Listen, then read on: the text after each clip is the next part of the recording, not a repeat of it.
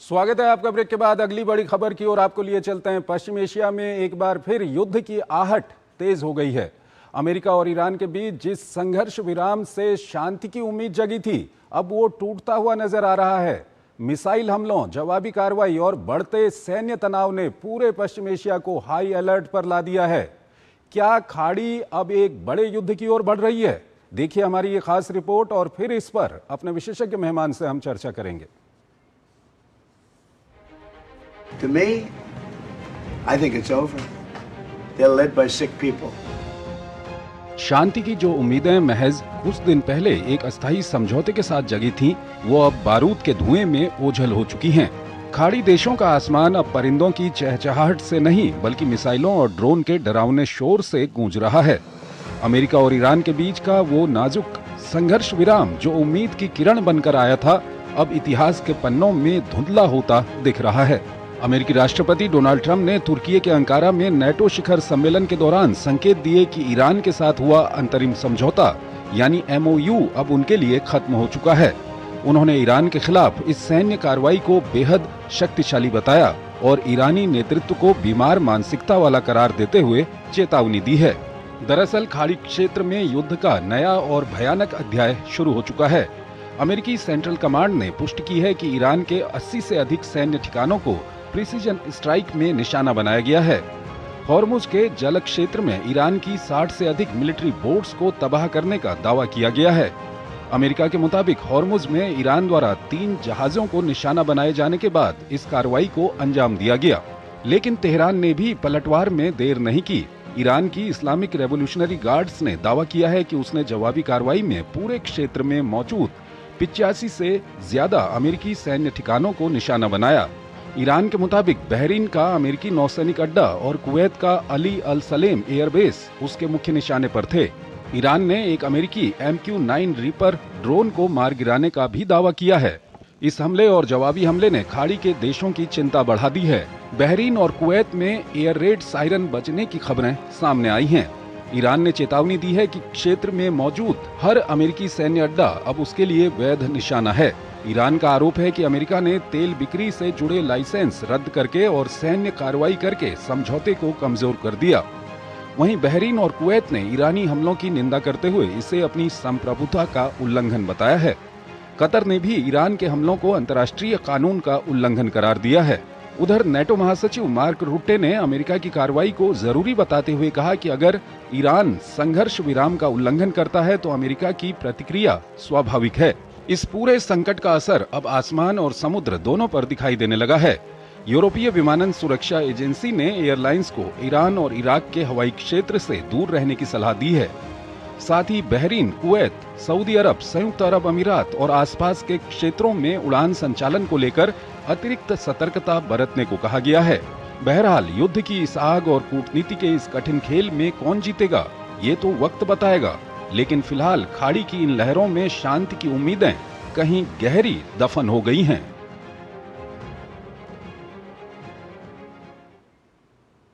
अनिल बाधवा हमारे साथ जुड़े हुए हैं, पूर्व वरिष्ठ राजनयिक हैं, विदेशी मामलों के जानकार हैं। अनिल जी, अगर पश्चिम एशिया की बात करें तो अमेरिका का दावा है कि ईरान ने पहले वहां पर हॉर्मुज में वाणिज्यिक जहाज़ों के ऊपर हमला किया, जिसके बदले में अमेरिका ने वहां पर कल हमले किए हैं। और ईरान ने दावा किया है कि अमेरिका के हमलों के बदले में उसने कुवैत, बहरीन, कई जगहों पर हमले किए। क्या और इस बीच में ट्रंप ने एक बयान दिया है, उनका कहना है कि लगभग ये जो MOU है या जो ये सीज फायर है ये अब खत्म हो चुका है। क्या कहेंगे, कौन जिम्मेदार है इसके लिए?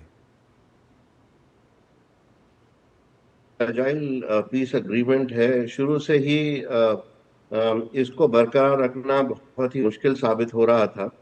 तभी कभी भी इस एग्रीमेंट का उल्लंघन हो सकता है और होता भी रहा है। इस बार जो इंसिडेंट हुआ है उसमें 3 जो शिप्स थे, ईरान के हिसाब से वो जो अग्रीड उनका जो पैसेज रूट था, उसके दूसरे रूट में उन्होंने कोशिश करी कि स्ट्रेट ऑफ हॉर्मुज को क्रॉस किया जाए और ईरान ने इसीलिए उन पर एक्शन लिया, ऐसा ईरान का कहना है। लेकिन अमेरिका का कहना है कि उन्होंने इन शिप्स को के ऊपर अटैक किया और सऊदी और कतरी जो शिप्स थे उनको खतरे में डाला। तो इसके चलते जो पीस एग्रीमेंट का उल्लंघन हुआ है, उसका जो रिटेलिएटरी एक्शन यूनाइटेड स्टेट्स ने करा है, 25 ठिकाने उन्होंने अपने निशाने में लिए और फिर उधर से फिर रिटेलिएटरी एक्शन ईरान की तरफ से भी हुआ, जिसमें कि कुवैत और बहरीन में जो अमेरिकन टारगेट्स हैं उनको निशाना बनाया गया। तो यानी कि कहीं ना कहीं सीज फायर को अगर तोड़ा है तो उसके लिए क्या पहले ईरान को जिम्मेदार मानना चाहिए? देखिए, ये कहना बहुत मुश्किल है कि ईरान को जिम्मेदार मानना चाहिए, क्योंकि जो पीस एग्रीमेंट है और जो पैसेज का जो रूट है, उसके ऊपर जो एग्रीमेंट है वो भी बहुत ही हेजी है, मैं कहूँगा, जो कि क्लियर नहीं है। और इसी के चलते जो मिसअंडरस्टैंडिंग्स हैं वो बहुत जल्दी फ्लेयर अप हो सकती हैं।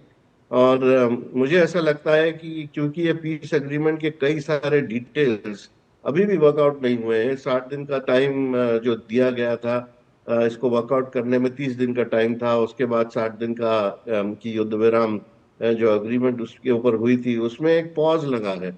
पॉज इसलिए लगा है क्योंकि ईरान में जो सुप्रीम लीडर हैं उनके जो फ्यूनरल सर्विस है उसके पीछे कई सारे डेलीगेशन वहां गए हुए हैं।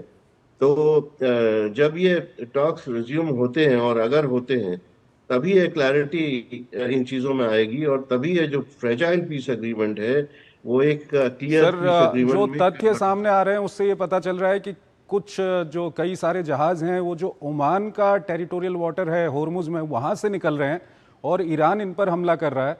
तो इसे आप किस तरह से देखते हैं? क्या ईरान का ये कदम सही है? ये ईरान ने, जब ये युद्ध विराम हुआ था तो ईरान ने ये बयान दिया था कि ईरान के बताए गए जो मार्ग हैं उसी के थ्रू ये ट्रांजिट हो, और जो अगर दूसरा रूट यूज कर रहे हैं ये जहाज, तो ऑब्वियसली ईरान के व्यू पॉइंट से ये उसका उल्लंघन है। तो उनका ये व्यू पॉइंट है। अब इसके ऊपर पूरी सहमति नहीं है क्योंकि दूसरे देश इसको नहीं मानते हैं, लेकिन उस पर क्लैरिटी तभी बनेगी जब दोनों देश, दोनों साइड्स इसके ऊपर उसमें क्लैरिटी लाएंगे और उसके ऊपर एग्रीमेंट होगा। सर, अंतिम सवाल यह है कि जो प्रेसिडेंट ट्रम्प ने आज कहा है, वो कह रहे हैं कि लगभग ये एक तरह से उन्होंने तो कहा कि ये अब जो सीज फायर या एमओयू की बात करें ये खत्म हो चुका है, लेकिन वो कहते हैं कि बातचीत करने वाले जो मध्यस्थ हैं वो बातचीत कर सकते हैं, लेकिन वो अब बहुत ज़्यादा इंटरेस्ट उनका नहीं है इस पर। तो क्या लगता है आपको आने वाले दिन किस तरह के रहेंगे पश्चिम एशिया में? देखिए, जो खाड़ी के देश है और जो बाकी देश है, जो इफेक्टेड देश है, जिसमें कि पाकिस्तान वगैरह सभी अफेक्टेड देश हैं, वो फिर से अपनी जो मध्यस्थता है उसको फिर से शुरू करेंगे। ठीक है। मुझे ऐसा लगता है कि कतर जैसे देश फिर से आगे आएंगे दोनों साइड्स को फिर से मिलवाने के लिए। उसमें कुछ समय फिर से लग सकता है। और प्रेसिडेंट ट्रम्प का जो रेटोरिक है वो तो आपको मालूम ही है, पहले भी वो इस तरह के बयान देते रहे हैं। तो आगे चलकर इस पर किस तरह से समझौता बनेगा और फिर से दोनों साइड्स किस तरह से एक दूसरे से मिलेंगे, वो देखने वाली बात। बहुत बहुत शुक्रिया सर आपका हमारे इस कार्यक्रम में जुड़ने के लिए और दोनों ही महत्वपूर्ण